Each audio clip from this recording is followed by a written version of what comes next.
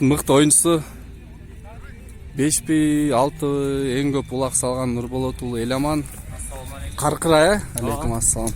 Эламан, эми сени тааныйт, баарыбыз эле тааныбыз. Могу Каркыра жөнүндө айтып берчи. Каркыра деген бул Сокок району, Сокок районунун тургуну Татуу деген байкенин аты. Ошо бизге намыс үчүн берген ушул атты, Сококтун намысы деп. Жакшы. Кандай экен анан өзүңө жактыбы? Кийинки оюндарда дагы ушу Каркыраны минесиңби?